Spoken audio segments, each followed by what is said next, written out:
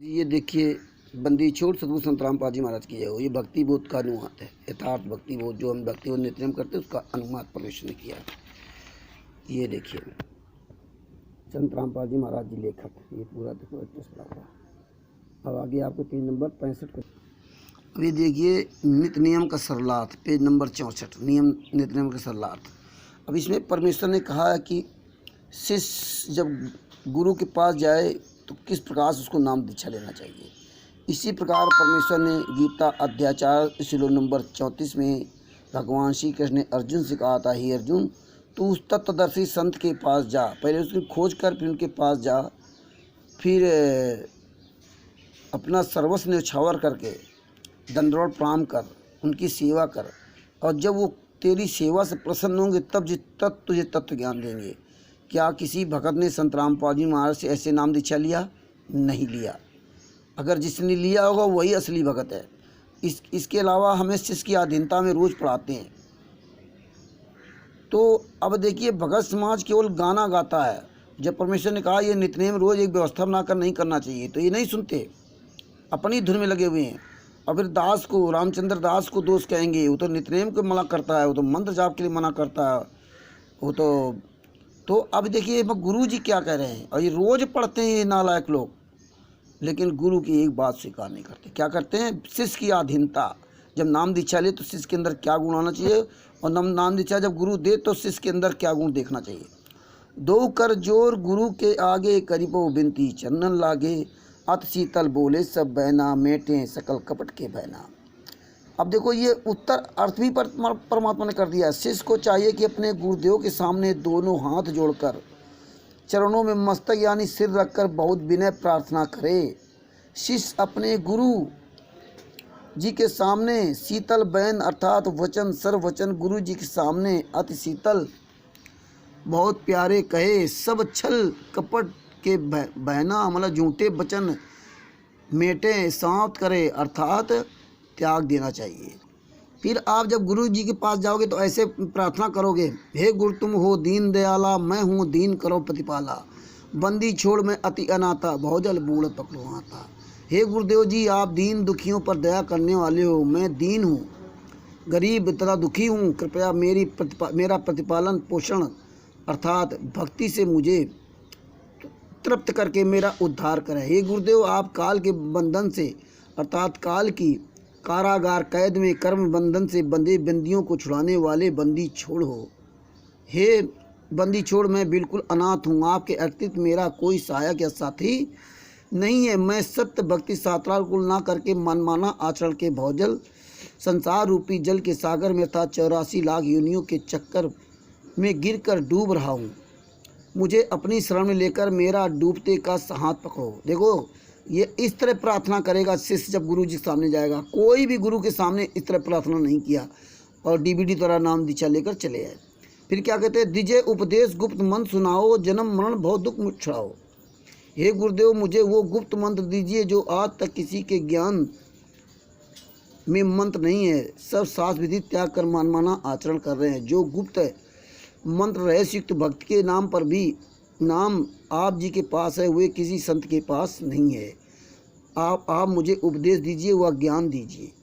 मेरा जन्म तथा मरण का दुख छुड़ाइए। भव सागर में कोई सुख नहीं है, कोरा दुख ही व्याप्त है। यह भाव दुख छुड़वाए अर्थात पूर्ण मोक्ष प्राप्त कराएं, जो गीता अध्याय 15 40 श्लोक नंबर 4 में कहा है कि तत्वदर्शन से तत्व ज्ञान रूपी शस्त्र प्राप्त करके भक्ति अज्ञान को उससे काट कर अच्छी तरह अज्ञान नाश होने के पश्चात परमेश्वर के उस परम पद की खोज करनी चाहिए, जहाँ जाने के पश्चात साधक फिर लौटकर संसार में कभी नहीं आते, अर्थात जिनका जन्म मरण सदा के लिए समाप्त हो जाता है। संसार के दुख व जन्म मरण के दुख से सदा के लिए छूट जाते हैं।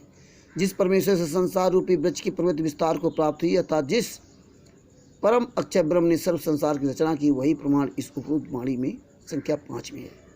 तो परमेश्वर ने सिर्फ ऐसे शिष्य प्रार्थना कर रहा है। आगे क्या कर रहा है? अब देखो, अब कबीर साहब बता रहे उनके लिए, गुरु के लिए क्या कहते हैं? यों आधीन होए शिष्य जबहि, और शिष्य पर कृपा करे गुरु तबहि। कबीर साहब ने स्पष्ट किया, जब शिष्य इस तरह से अधीन हो, इस तरह प्रार्थना करे, तब गुरु को उस पर कृपा करना चाहिए। सरलार्थ भी कर दिया परमात्मा ने। इस अमृत वाणी में परमेश्वर कबीर जी ने अपने कृपा पात्र भक्त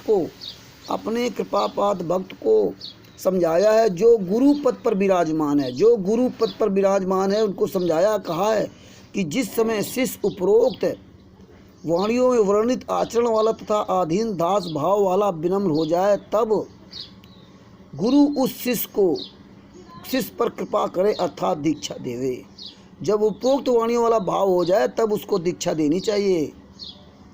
फिर क्या कहते हैं वाणी, गुरु से शिष्य जब दीक्षा मांगे, मन कर्म वचन धरे धन आगे।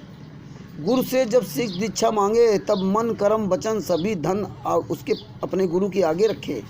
ऐसी प्रीत देख गुरु जमहीं, और गुप्त मंत्र कहे गुरु तमहीं। जब ऐसा प्रेम, ऐसा भाव वो नाम दीक्षा देने वाला गुरु जब शिष्य के अंदर देख ले, तब उसको नाम दीक्षा दे। आगे कहते हैं, सरलार्थ भी किया परमात्मा ने। गुरु से इस वाणी में शिष्य को नसीहत शिक्षा दी है कि जिस समय शिष्य गुरु जी से दीक्षा लेवे, उसमें मन कर्म वचन से समर्पित होकर कुछ दक्षिणा में धनराशि गुरु के सामुख अवश्य रखे, अर्थात दक्षिणा अच्छे दिल से अवश्य देवे, अर्थात कुछ दान अवश्य करे। तो गुरु के सामने तो आप बैठे नहीं, नाम दीक्षा कहीं लिया और दक्षिणा कहीं दे रहे हो, ये दक्षिणा को तो लो, ये आमने सामने बैठ करके तब दक्षिणा दो, तब नाम दीक्षा लो। इस अमृतवाणी में परमेश्वर कबीर जी ने गुरु पद पर विराजमान अपने कृपा पास संत को नसीहत शिक्षा दी है कि जिस समय दीक्षार्थी में उपरोक्त श्रद्धा दिखाई दे, जब उपरोक्त श्रद्धा दिखाई दे, तब उसको गुप्त मंत्र है, मतलब तो इसके बाद दूसरा मंत्र अर्थात सतनाम जो 2 अक्षर का है वो बोल कर बतावे, अर्थात जो ऋग्वेद मंडल बोल कर बतावे। जब उसके अंदर ये गुण देख ले तो सामने जब होगा गुरु, तब वो बोल कर बताएगा। जब आपके अंदर देखेगा कि हाँ आपके अंदर ये गुण है कि नहीं है।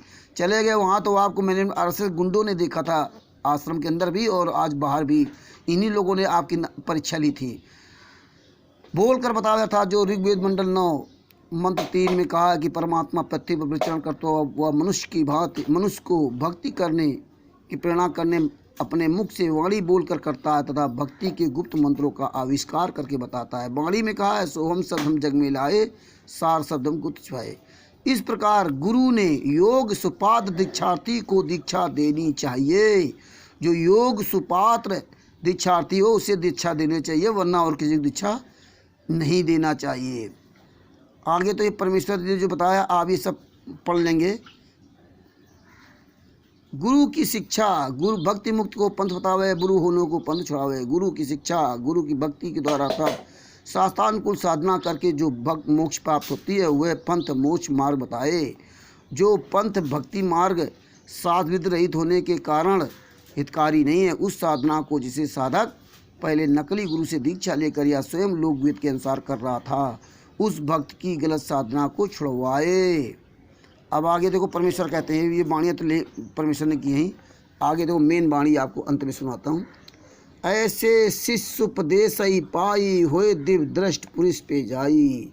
उपरोक्त विधि से गुरु जी के